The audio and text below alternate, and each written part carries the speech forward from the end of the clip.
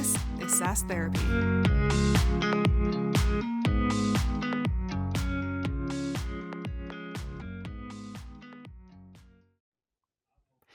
Hello, everyone, and welcome to another edition of SaaS Therapy, the show where we help you save your most important business relationships, your customers. I'm Todd Kirk. I'm joined by Hook aficionado, Casey Trujillo. He's watched that movie more times than I can count. In fact, he probably has it memorized at this point. Casey, how are you doing on this fine day? Oh, I'm doing so great. Hook, huh? That's we're gonna go with that one. All right, I like that. Let's go with that. I'm actually if people care, a Great British Baking Show and Dancing with the Stars. So that would be a better one. Well, I know that's true, but my story's more fun. If people That's knew true. that you were just obsessed with Robin Williams and 1990s Disney films, then maybe they would just be all over it.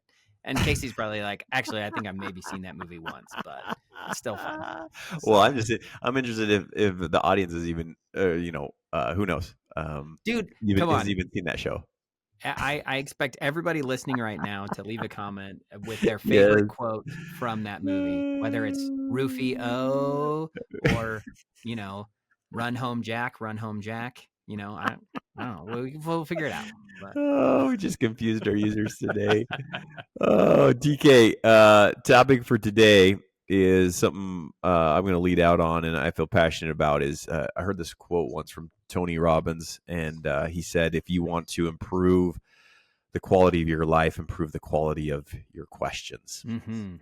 So, DK, I had a call yesterday with it's so interesting because we work with software vendors, and then we also work with their direct customers. And so there's this software vendor that pays Brainstorm, the company we work for, to provide these adoption campaigns to their customers. So their communications, their instructor-led training, their little micro learning videos, surveying, the whole thing all bundled up, and just push play and it goes.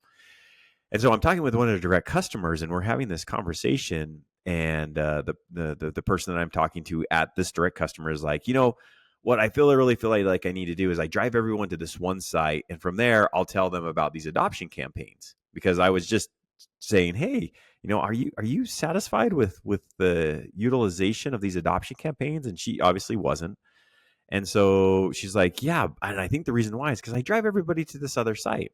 And so I go, okay, tell me about the site. What's it like? And she describes everything. I'm like, oh, great. So, in the last 30 days, what's the usage been of that site?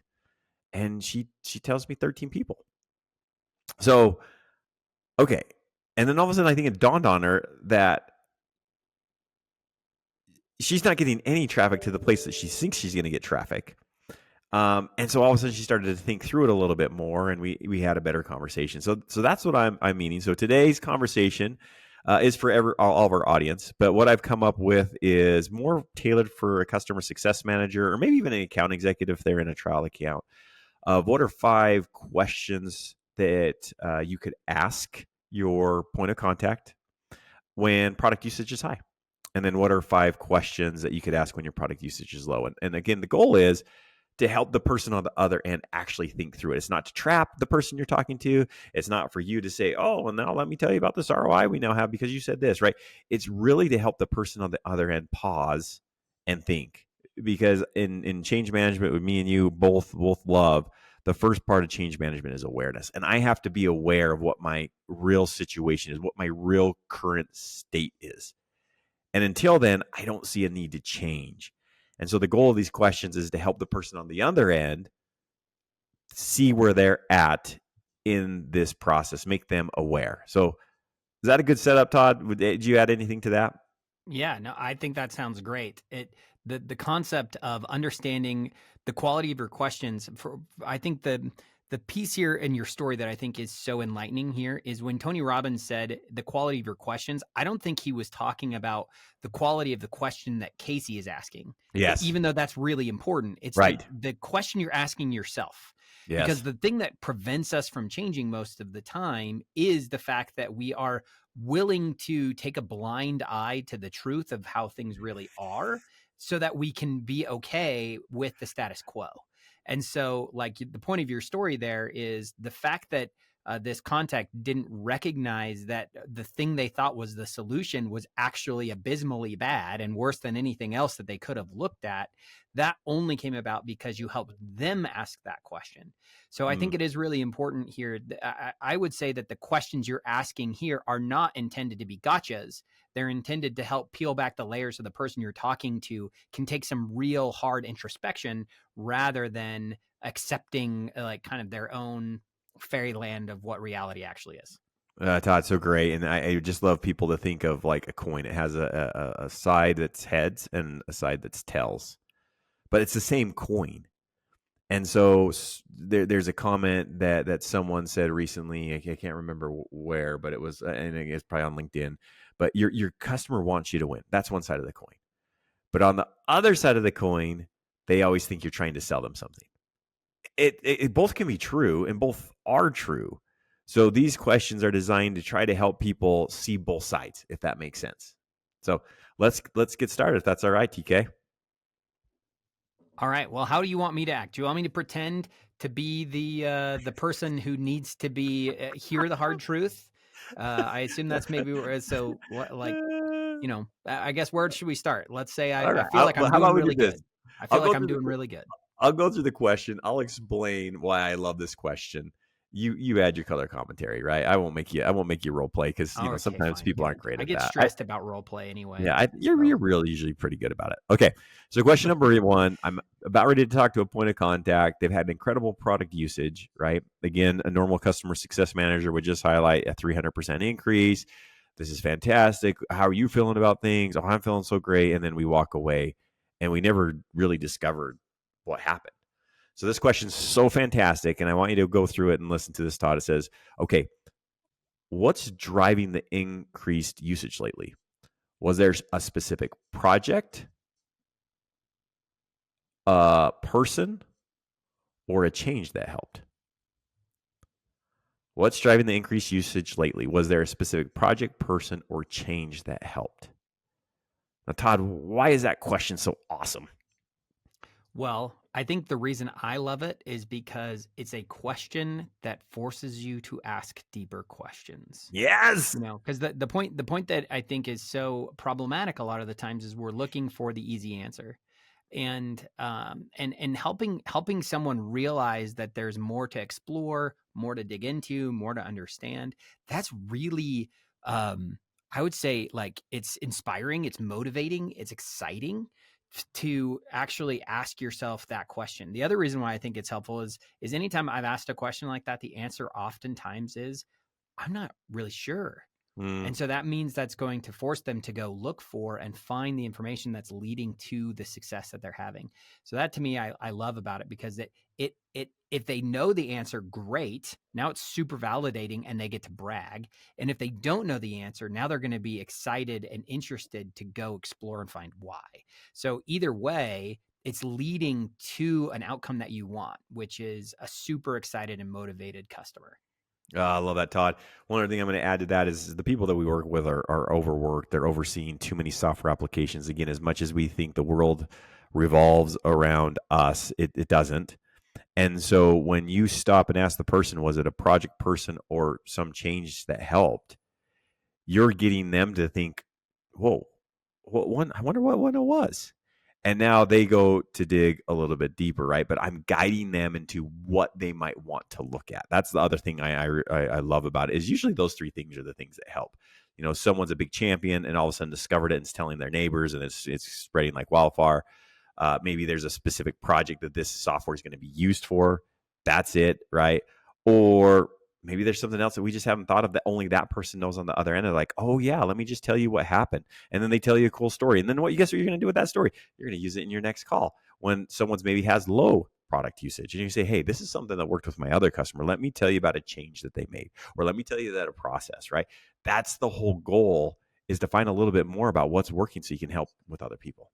Yeah, and I loved when we met with Carson a few weeks ago and talking about what makes him really effective as a seller. And one of the phrases that I love that he mentioned, which I've just tried to use ever since, is when he talked with a customer and he'd say, one of the favorite things they hear is, "My best customers do blank. And Mm-hmm. so, but like the advantage here is if you want to really be a great commercial teacher as a CSM or as a seller and you're working with clients constantly, customers want to know what works and they want to know who's having success Yeah. and why they're having success. So being able to say, my best customer did this and this is what happened, and being able to speak with specificity matters. So getting down into the weeds with your customer and helping them really understand what's working now empowers you to really help others better too. So I love that. Really good call there, Casey. Awesome. All right. Question number 2. Who on your team has been the biggest champion or influence in this success? Okay. I'm going to go first on this one, Todd. Why I love this is everybody wants to talk to the executive sponsor or they want to get up one level. This question, if you haven't been able to get there, gets you there sometimes. They might say, oh, my VP is just loving this and they've been talking about it at the town. Oh, you know what? I've never met the VP before. Would it be okay for me to just for you to set up a meeting might meet? I want to know how else I could support them in this because they're supporting me. That would be a great conversation, right? Or everyone discovers a champion at the organization. And gosh, that's a great person to invite into your community, right? There are different things that you could then utilize and assist your point of contact into having better success if you have a better understanding of this question. Like, who has been the person that's really been guiding this? And I love how it says biggest champion or influence. Because again, you're looking for 2 of those roles. Who has influence and who's really saying great things about you. And it might be the same person, Yeah. but it might not be. Yeah, well, and again, one of the biggest challenges that I think so many people in the CS world run into is the fact that they get pigeonholed talking to the person who is responsible for the success of the software.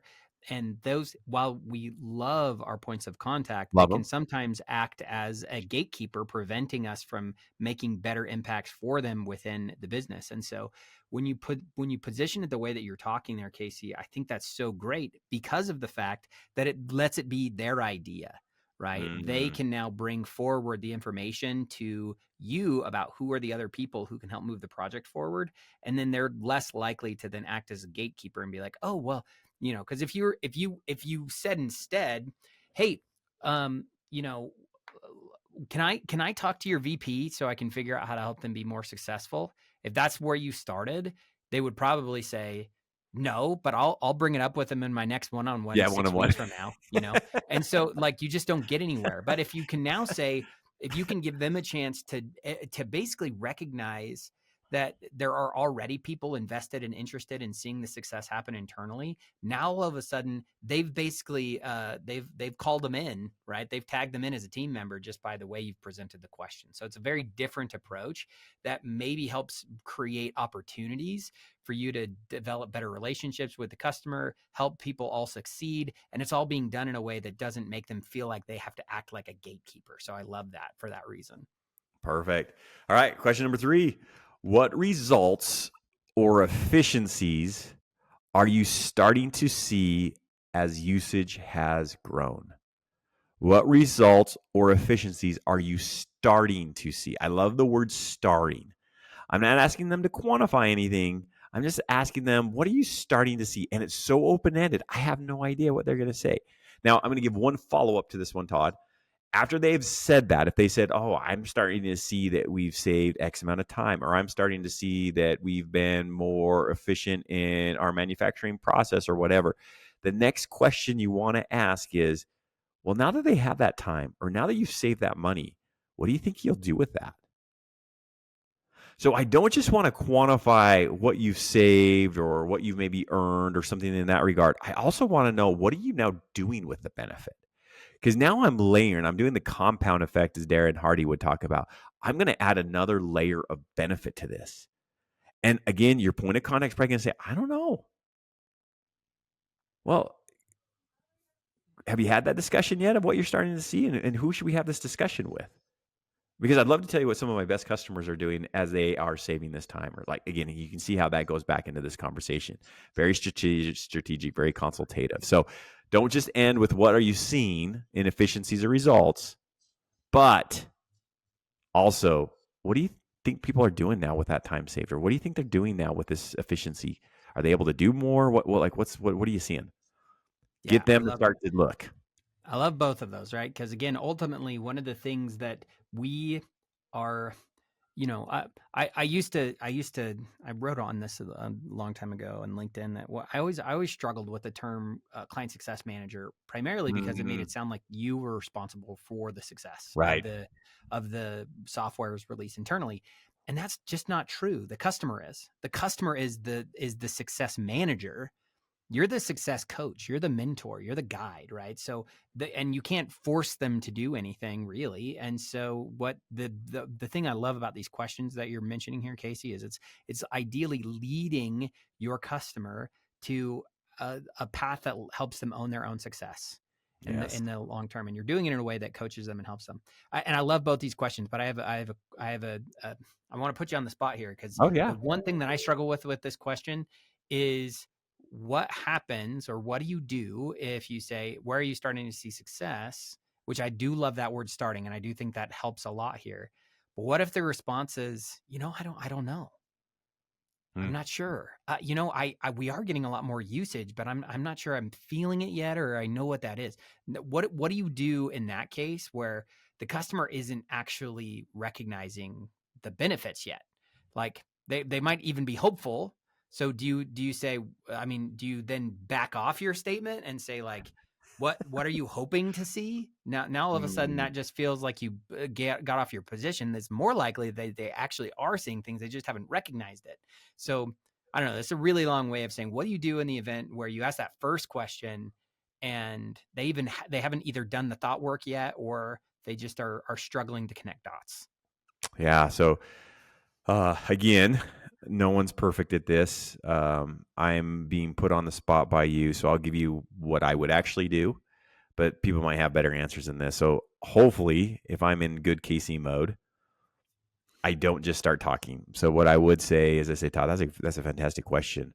Um, when you've rolled out software applications in the past and you've tried to discover, like, what are the results, what have you done to quantify that? What are some of the things you've done in the past to do that?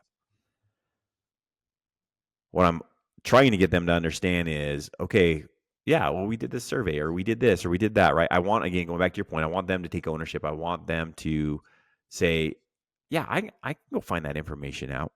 Now they said, you know what, this is my first time rolling something out like this. So that's why I'm asking the question, like, what have your other customers done? Now, this is where, hopefully, as a customer success manager, you have your playbooks, right?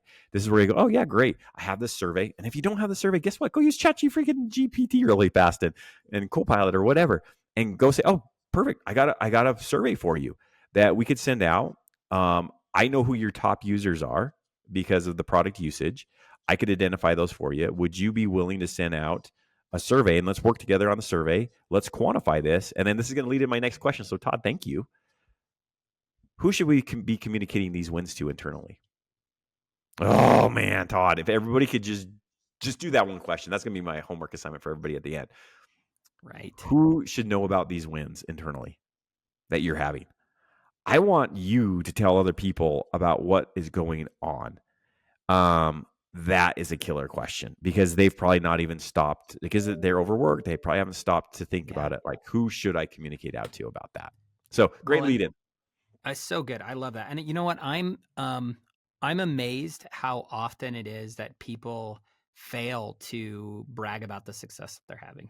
Yeah. Mostly because maybe it's because I'm a narcissist. So anytime anything good happens or I discover anything, it's like the very first thing I want to go do is tell people about it.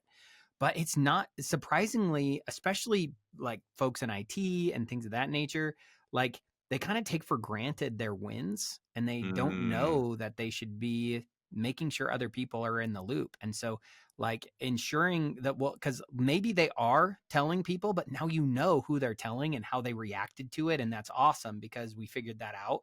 But a lot of times they probably haven't even thought about it. Or maybe they're like, I don't know how. But now all of a sudden you're in a position, you're like, oh, well, great. Let me show you this. How can we bundle this up for you in a way that's going to be meaningful? Because you're, again, leading them to know how to own their own success in the long term. And oh man, such a good question for that one purpose. Just because I think so many customers really struggle to know how to toot their own horn a little bit. yeah. One of the things, when I used to work with Microsoft, one of the things I'd always ask with the point of context, again, you do not want to be use this as a sales tactic that people can sniff this out from a mile away. If you've had real success and your point of contact has real success, but they struggle with sharing that, I always say, hey, Todd, would it be okay for me to communicate what I'm seeing on my end of the wins that you're having to your superior, to your boss? I just think they got to know. I'll run the email past you if you want before I send it, but I'll send it directly to them. I won't carbon copy you or anything. And I just want them to know. Because again, just there's some people that just don't do that very well. So that's another thing you could be doing as another tip and communicating those wins internally. So number 5, if we could bottle up what's working right now, what would that look like? Okay, that question seems super confusing because bottle up what? Well, what's working? Well, what's working? It's purpose in how that question is formed is I do want it to be a little confusing because I want Todd to say, well, like the success that we're having with this or with this. Okay. I didn't actually know what you were going to say. I'm interested in what you're becoming aware of. And so when you give those two things, that, well, what do you think your boss would want to know more about? Or what do you think leadership would want to know more about? Like, what's had the biggest impact? All right. Like, I love that question for that aspect of it is a little vague. It is a little confusing. Again, we always shout out Chris Voss that he's always telling you that, hey, you want the no, not the yes, because people always give out fake yeses. You got to structure some of those questions in that way. I just had this one this last week. And again, you have to be sincere in what you actually mean. As I was talking to a potential customer, I said, I'm not sure if this is a good fit for this reason. Here's how we'd solve it, but I don't know if that's a win. And the other person on the other end was like, no, I actually think this is a great fit. Okay, why do you think that? It wasn't a sales tactic. It was just a real question. Like, I'm not sure. You just got to be honest with people. Todd, is that crazy? To be honest? That was like another Chris Voss magic there. I love it. Am I crazy here? No, Casey. No, you're not crazy. He was asking for the no. That's what he was looking for. No. So, okay, let me tell you what I really love about this question here, Casey.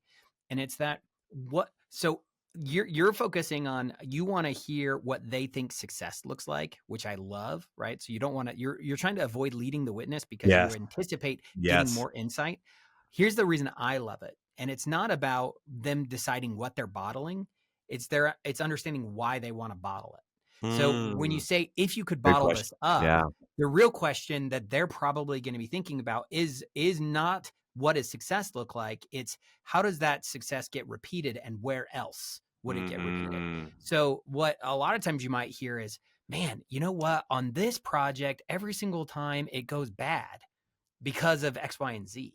So now all of a sudden you're saying, well, if we had applied the principles or the approach or the guidance or the features or whatever that might be that we did to this project and we applied it to this other thing that you're trying to do, now what that would look like. So I like the bottle up component because it also, not only are you going to identify what success looks like and how they would define it in a way that maybe you don't expect, but it also is hopefully going to lead you and has the opportunity to lead you to additional benefits and features and places within the organizations where you can have an impact. Because a lot of times, if something's going really well in one place, there's probably other areas where it's not. And now you're getting them to think about where else they could transplant that success. So it helps you to figure out new ways to grow. Awesome. Great ad, TK. Okay, let's get into if usage is down. These are the conversations that no one loves to have. Well, what are you talking about? Every single time I roll out my software, every single customer wins every time. They have great usage. They have great rollouts. Everything's working great. What are you talking about? I actually think this is the funner conversation. I think this is what gets loyal customers. I mean, I'll tell you what, when usage is down for some reason, those customers win more in the long run, and I get more renewals off of people when usage is down than I do when usage is high. Because it's usage is higher, people are all set, they know how to do this. This other software does it. It's not the same as your software, but I'm good. It's almost as usage down where you grind in a little bit and you find better wins and it's more meaningful. I don't know. Maybe that's just me. But anyways, let's get into it. No, all right. True. Well, it's always about anticipating some future opportunity. Yeah. We tend to renew because we think there's opportunity. So if you feel like we don't have any opportunity, there's nowhere we need to go. But see, that's the thing. You have to look at the failure that's occurring in the account, or the dip or the decrease or whatever Yes. that might be, you have to look at that as opportunity, and you can Yes. reframe it that way. And that's going to make you have a better relationship with your customer if you can help them see the opportunity in the, again, it's kind of the same idea as like the no is more meaningful if you're Chris Voss, right? If there's a, but you can't get better if you don't know where you're going and where you want to get to. So I love that. So good. Great setup. And I love that mindset of being able to do that. Okay. Probably won't spend as much time on this because we try to keep these the ones with me and you to 30 minutes. So I'll go a little bit faster on these. Okay. I noticed usage dip recently. Okay. Call it out if you see it as a CSM or an AE or whoever. Call it out. Be the first one to recognize it. That just means something to the customer, right? That you're the one seeing it. What's changed in your team or priorities that might be affecting that? I'm not blaming. I'm just saying this might be affecting that. Oh, man. What a great question. Because it gets someone to step back, look at it, and say, gosh, I wonder if something did change. Yeah, why has that dipped? Again, we want that user to be self-aware, to go back and ask. And they might say, nothing's changed on our end. Huh. Well, how do you think we approach that then? If nothing's changed on your end, no teams, no priorities, where do you think we go next? Again, I want that ownership back on the point of contact to figure that out. Okay, I'm gonna do two, and then you can make comments, Todd. Yeah. Are there any challenges with the product, process, or timing that are getting in the way? Again, notice 3 examples: product, process, or timing.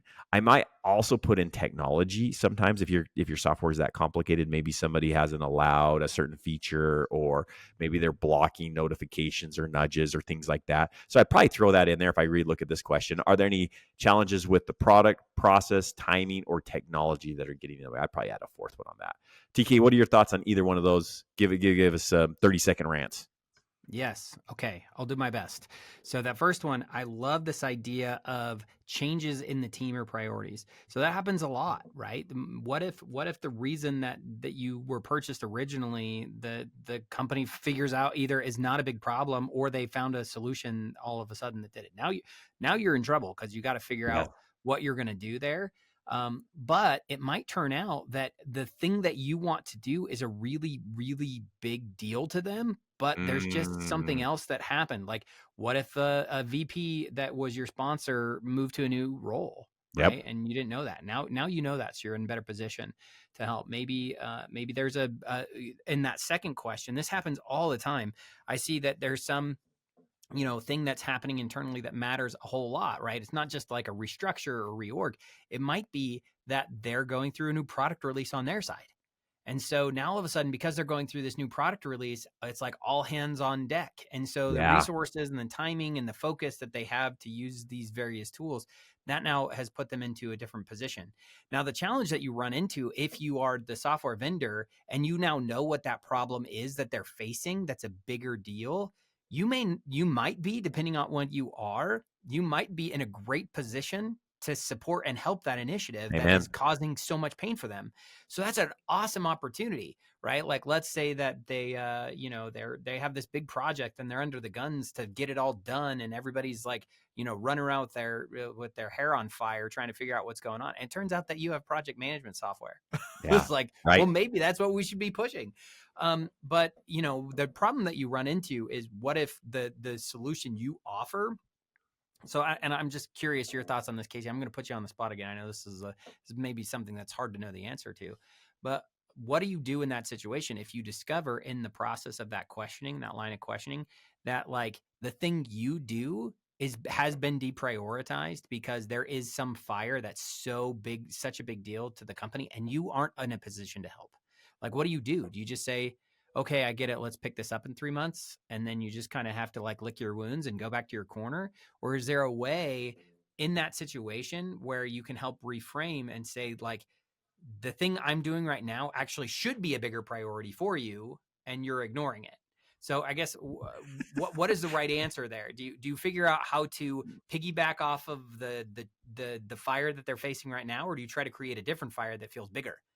And I'm not sure Uh, which one is better Or All right. maybe there's a third option I'm not thinking Yeah, about. well, there's so many options on this one, TK, but I'll try to be fast on this. I would recommend meekness and humility. Again, don't believe your software answers everything. So if you can't really help in any one of those areas, you can't help. Like, don't try to force something in there because, again, going to those sides of the coin, I want you to win, but I also believe you're always trying to sell me, right? So, hey, Todd, I get it. So how long is this project going to take that you're going to be assigned? 3 months. Okay. Are you okay in our software sitting on the shelf for 3 months? That's their question to answer. They say yes, they take ownership.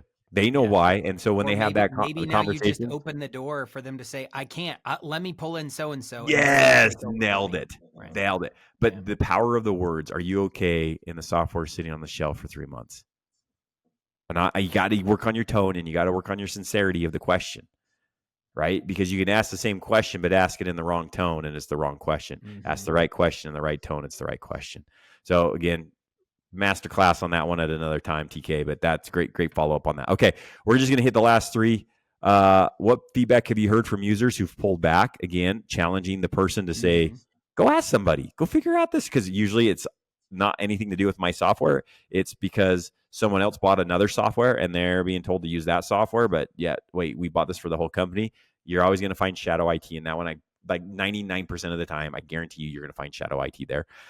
If we could make one change, or again, maybe one of those other fires from the previous priorities just caused them to forget about it. And so now maybe there's an opportunity for you to focus on adoption. Like maybe they loved your software and they just got busy and forgot about it because of a fire they were fighting, and they need reinforcement constantly. So it comes back to being a change problem, and now you have another battle you can fight.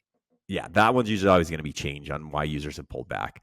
A change management. If we could make one change that would make it easier for your team to re-engage, what would it be? Again, you always have this. I think you made tons of posts on this about is it going to help and how easy is it?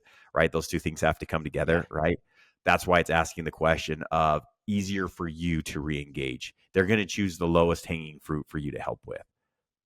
That's good because they're at least going to try that. And then the last question is, how are you measuring success right now?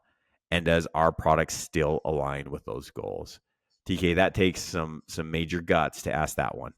Because if someone says no, then you're like, well, what do I say? I just lost the deal. No, you go, oh, so what's the new priority then? So if this replaced that priority or your goals that we previously had talked about, which were boom, boom, boom, boom, what replaced it?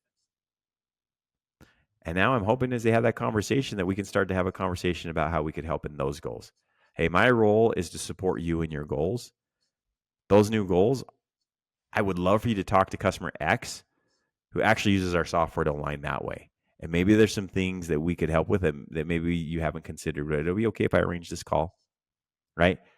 I got to ask the question and know where I'm at, because instead of waiting till renewal time and I get told no, I'd rather have 6 or 8 months to work on and try to fix something and get it aligned. So major guts on that last question, but and I want to know.